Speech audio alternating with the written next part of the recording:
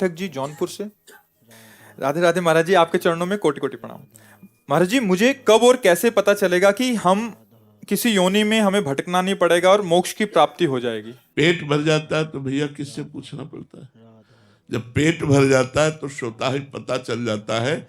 ऐसे पहली बार जब हमारा काम हो जाएगा ना, तो हमारा हृदय कह देता है हमारा काम हो गया। और दूसरा लक्षण है, जैसे बुखार उतर जाता है तो थर्मामीटर डालो तो बता देता है ना कि आपका बुखार उतर गया। तो ये शास्त्रों में कुछ ऐसे श्लोक पाए गए हैं जो थर्मामीटर की तरह है, अपने में डाल के देख लो, अगर वो लक्षण है तो आप जीवन मुक्त हो गए, आपको दोबारा जन्म नहीं होगा। निर्मान मोहा जित संग दोषा अध्यात्म नित्या विनिवृत्त कामा द्वंद्वैर्विमुक्ता सुख दुख संगै गच्छन्त मूढ़ा पदम अव्ययम तत्। जिसको कभी मान अच्छा नहीं लगता, और बताओ सबको मान अच्छा लगता है ना? जिसको कभी मान अच्छा नहीं लगता, ये मोक्ष प्राप्त महापुरुष के लक्षण, उसका अब जन्म नहीं होगा।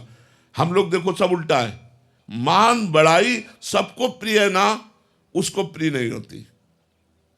जो मोक्ष पद का अधिकारी हो चुका है उसको मान बड़ाई प्रिय। सम्मानम कल्याति घोर गरलम।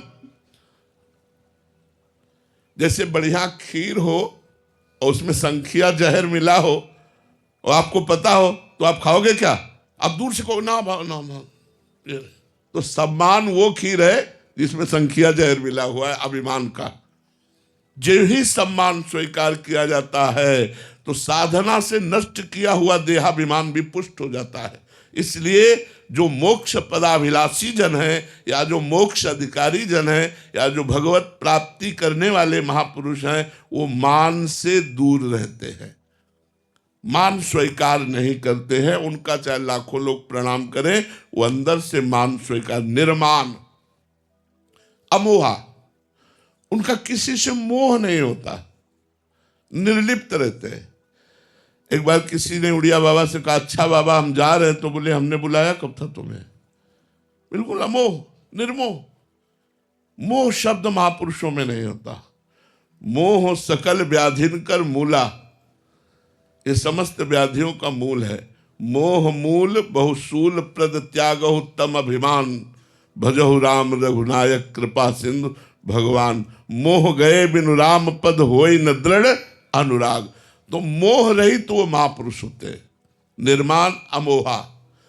और जित संग दोषा, उन महापुरुषों को किसी भी तरह आप भरी बाजार में बैठा दो, कोई फर्क नहीं पड़ता, वो समाधि में ही रहेंगे, वो भगवान में ही रहेंगे, उनका संग के प्रभाव से कोई फर्क नहीं पड़ता।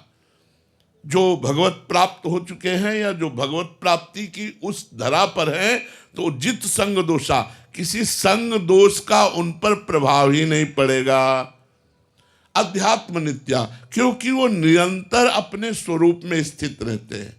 अध्यात्म कहते हैं स्वरूप में, वो अपने आत्मचिंतन में अपने स्वरूप में निरंतर स्थित रहते हैं। विनिवृत्त कामा, वो समस्त कामनाओं का त्याग किए हुए महापुरुष होते, उनमें कोई भी कामना नहीं होती जिनका मोक्ष होना है या जिनका मोक्ष हो गया है। द्वंद्व भी मुक्ता, मान अपमान निंदा स्तुति लाभ हानि जय पराजय, इन सब में वो समान भाव रखते हैं। एक आदमी उनकी पूजा करे आके और एक आदमी थप्पड़ मार दे, अंदर से दोनों के प्रति समान भाव जिनका है वो है महापुरुष द्वंद्व विमुक्ता। एक चंदन लगा रहा है और एक थप्पड़ मार रहा है, लेकिन दोनों के प्रति समान दृष्टि है, वो है महापुरुष द्वंद्व विमुक्ता। जो एक निंदा कर रहा है एक प्रणाम कर रहा है, दोनों के प्रति समान भाव। कितना कठिन बात है, द्वंद्व विमुक्ता। और सुख दुख संगय, जो सुख और दुख में समान भाव रखने वाला है वो अव्यय परम पद का अधिकारी, अब उसका जन्म नहीं होगा, अब वो भगवत साक्षात्कार के योग्य हो गया। आप समझ पाए प्रभु?